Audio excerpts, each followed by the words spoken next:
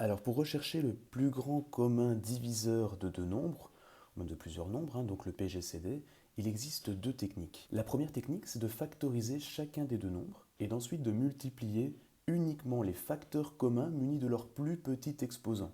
La deuxième technique sera de faire une double factorisation première jusqu'à ce qu'on arrive à des nombres premiers entre eux, donc des nombres dont le PGCD vaut 1, leur seul diviseur commun c'est 1, et il nous suffira de multiplier les nombres qui sont apparus à droite de cette barre verticale. Première technique, 168, on peut le diviser par 2, ça fait 84, qu'on peut diviser par 2, 42, encore par 2, 21, par 3, ça fait 7, par 7, ça fait 1. On s'arrête. 168 est donc égal à 2 exposant 3 fois 3 fois 7. 180 divisé par 2, 90, encore par 2, 45, par 3, 15, par 3, 5, et par 5, 1, on s'arrête. 180 est donc égal à 2 exposant 2 fois 3 exposant 2 fois 5. Lorsqu'on a cette décomposition en facteurs premiers, je l'ai dit là tout de suite, pour pouvoir déterminer le PGCD, donc le plus grand commun diviseur de ces deux nombres, on va devoir multiplier les facteurs communs munis de leur plus petit exposant. Facteur commun, on a le 2 et on a le 3. Donc on sait que ça va être 2 fois 3. Mais il faut munir ces facteurs de leur plus petit exposant. Ici j'avais 2 exposant 3, là 2 exposant 2. Le plus petit c'est 2, donc 2 exposant 2. Pour le 3, là ici j'ai pas d'exposant, c'est comme si j'ai exposant 1. Et ici exposant 2, le plus petit, c'est celui-ci. Je peux écrire exposant 1, mais ce n'est pas obligatoire. 2 exposant 2, ça nous fait 4. 4 fois 3, ça nous fait 12. Le plus grand commun diviseur de 168 et de 180, c'est 12. Vous allez voir qu'on peut obtenir le même résultat à partir d'une double factorisation première simultanée. Ce qu'on va faire en fait, c'est qu'on va trouver des nombres premiers par lesquels on peut diviser ces deux nombres-ci.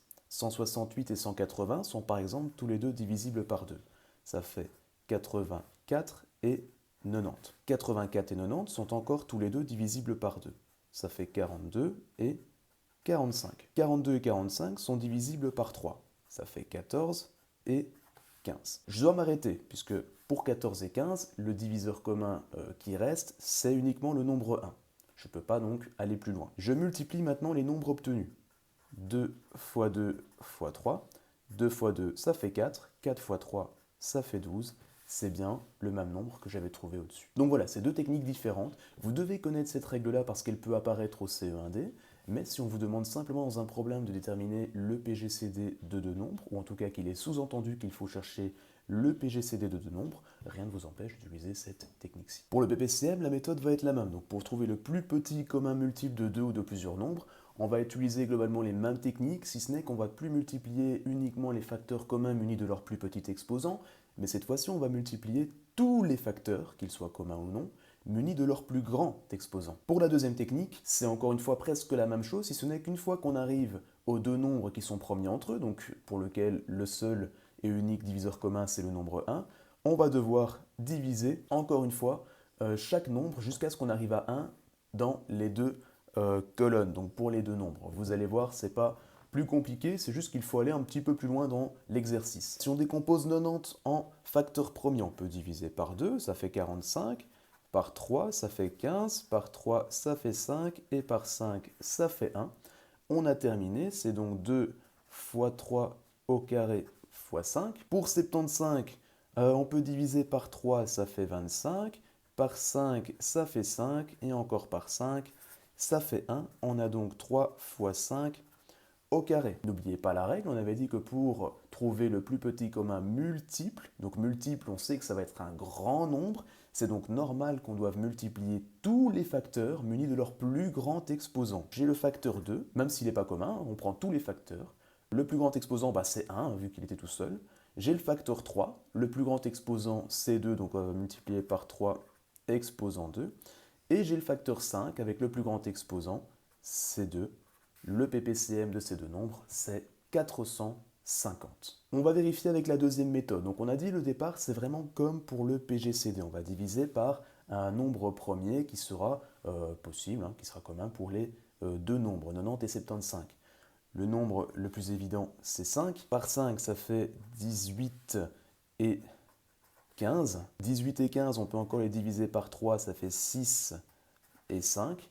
Et là, par contre, attention, on a deux nombres dont le diviseur commun, le seul diviseur commun, c'est le nombre 1.